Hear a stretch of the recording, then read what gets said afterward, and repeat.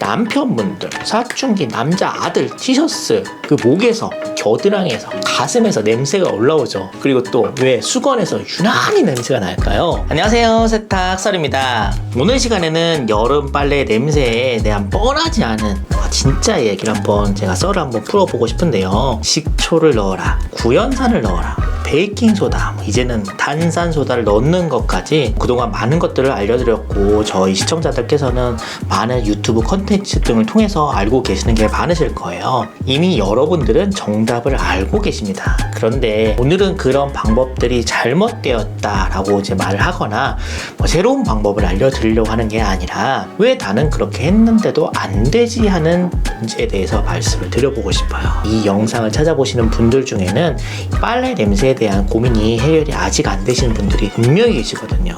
제 생각에는 정보가 없는 게 아니라 정보가 너무 많은 게 문제인 것 같아요. 사실 조회수를 높이기 위해서는 그런저런 얘기 다 빼고 간단하게 뭐 넣으세요, 짠! 마법까지 되었습니다. 그럼 끝나요. 그냥 그렇다고 그러면 그런 거죠. 찍기가 얼마나 좋아요. 그런데 말입니다, 진짜 그렇게 했는데 빨래 냄새가 해결이 다 되셨나요? 만약에 그렇다면 왜 우리가 매년 이맘때쯤이면 아직도 빨래 냄새가 납니다. 어떻게 해야 됩니까? 제발 좀 알려주세요. 방송에서도 맨날 나오고, 컨텐츠도 매번 같은 것들 올라오고, 항상 내 파트리도 어쩜 그렇게 똑같아요. 지금 2022년 최첨단 시대에 아직도 빨래 냄새가 나시는 분들은, 그분들이 뭐 베이킹소다를 넣건 구연산 식초를 넣건 그 방법을 몰라서 안 해봤을까요? 저는 아니라고. 그분들은 이미 알고 계세요. 그런데 그 와중에 놓치고 있는 것들이 분명히 있을 거라는 겁니다. 그걸 찾아야 돼요. 물론 뭐 어떤 분들은 우리가 흔히 알고 있는 꿀팁들, 구연산 식초 넣고 베이킹소다 해가지고 잘 해결되셨던 분들이 계실 겁니다. 하지만 그 방법이 모두에게 적용이 되는 건 아니다라는 거예요. 왜냐? 각자의 상황과 환경이 다 다르잖아요. 어떤 분들은 자취하시고, 어떤 분들은 뭐 아파트 사시고, 가족이 많으신 분들도 계시고, 통돌이 뭐 드럼 세탁기 쓰시는 분들 다 다르세요. 그런 상황들이 다르다라는 거죠. 그러니 단순히 식초 넣으세요, 베이킹소다 넣으세요 해가지고 해결이 되면 너무 좋겠지만, 간단하게 해결이 되셨던 분들은 운이 좋게 단지 그분들에게 그 방법이 맞았던 거죠. 저는 오늘 과학적인 이야기, 어려운 얘기 하려는 게 절대 아니에요. 그 하나하나 놓치는 포인트들이 뭐냐, 그것들을 좀 찾아볼 거예요. 자, 첫 번째 포인트입니다. 여러분께서는 정말 중요한 이것을 놓치고 계세요. 그것이 무엇이냐? 인정하긴 어렵겠지만 바로 여러분의 빨래는 여전히 더럽다라는 겁니다. 그리고 그 원인이 세탁기가 더럽기 때문이에요. 빨래 냄새는 왜 나는 걸까요? 간단하죠. 옷감 속에 더러움이 있기 때문이에요. 세탁을 했는데 왜 더럽죠? 세탁이 잘 안 되었거나 세탁기가 더러워서 역오염이 일어났거나, 둘 중에 하나로 볼 수가 있어요. 뭐 말리는 과정에서 일어나는 뭐 세균이 번식한다, 곰팡이가 일어난다라는 거는요, 세탁이 제대로 안 된 더러운 빨래의 결과로 봐야 되는 거죠. 건조 방법 자체 문제가 아닌 겁니다. 제 말이 무슨 뜻인지 이해가 가지 않는다면요, 테스트를 한번 해보시면 좋을 것 같아요. 새로 산 티셔츠를 세탁을 돌리고 젖은 상태로 방치를 한 뒤 냄새가 나는지 한번 확인을 한번 해보시기 바랍니다. 당연히 냄새가 안 나야 정상이고요. 그런데 난다? 그러면 세탁기가 오염이 정말 많이 되었다는 거예요. 세탁 과정에서 더러운 오염이 세탁기로부터 역오염이 일어났을 가능성을 의심을 해봐야 되는 거예요. 그럴 땐 이런 상황이라면 지금 당장 세탁기 분해 청소를 반드시 하셔야 됩니다. 이 지경까지 진행이 되었다면요, 과탄산소다나 뭐 클리너로 해결이 될 수 있는 그런 수준이 아니고요, 굉장히 심각한 수준이라고 보셔야 돼요. 자, 그럼 이렇게 새 티셔츠로 진단을 한번 해봤어요. 그런데 냄새가 안 난다? 다행히. 그럼 두 번째 포인트, 세탁 방법에 문제가 있다라는 거겠죠. 세탁기야, 세탁기에 세제 넣고 돌리면 되는 거 아니야? 라고 하실 수 있는데 그게 아니다라는 거예요. 이 말을 증명하기 위해서 제가 테스트를 하나 또 한번 해보겠습니다. 형광증백제가 들어가 있지 않은 검정 티셔츠에 몸에서 나오는 지방 등을 가정한 바로 이 특수 형광 지방 로션을 한번 발라보겠습니다. 이 로션은 비누로 잘 씻기는 거고요. 손 씻기 습관 교육용 로션입니다. 눈에는 잘 보이진 않지만 그 블루라이트 이렇게 비춰보면은요, 로션이 묻어있는 자리가 확인이 될 거예요. 이 로션을 도포한 다음에 일상적인 세탁 코스로 세탁을 한번 해보겠습니다.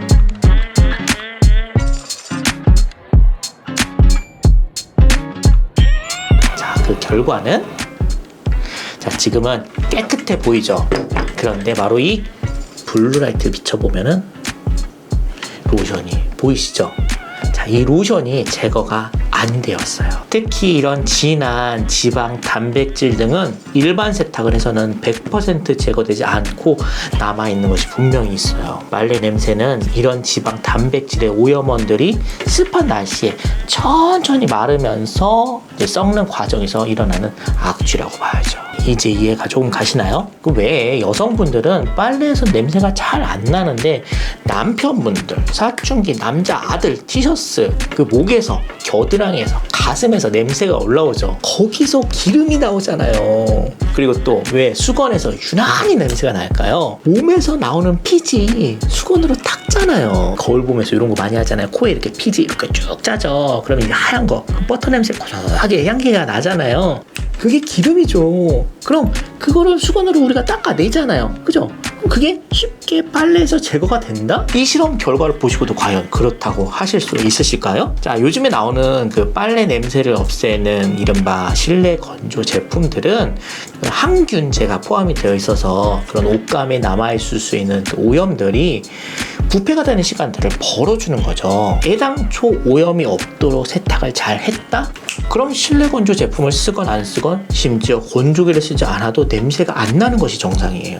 따라서 우리는 기본을 잘 하는 것에 관심을 둬야 됩니다. 뭐 식초를 써라, 뭘 넣어라, 다 방편이에요. 방편.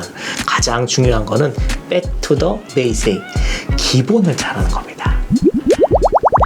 뭐 말은 쉽지 막막해요. 어떻게 기본을 잘 하라는 거죠? 저는 옛날 어르신들이 빨래를 삶으면 냄새가 안 난다고 하는 게 뭐 옷감이 상할 수는 있겠지만 냄새적으로만 본다면 굉장히 좋은 방법이라고 생각을 해요. 근데 그게 살균이 되어서 냄새가 안 나는 거다라고 제가 인정을 할 수는 없어요. 왜냐하면 살균은 일반 세제로 세탁을 해도 어느 정도는 다 되거든요. 뭐 그건 과학적으로 다 증명이 된 거예요. 포인트는 온도가 높으니까 그 지방, 단백질 제거가 잘 되었던 거겠죠. 왜 우리가 설거지를 할 때 기름기 많은 그릇 찬물로 닦으면 뽀득해지나요? 아니잖아요.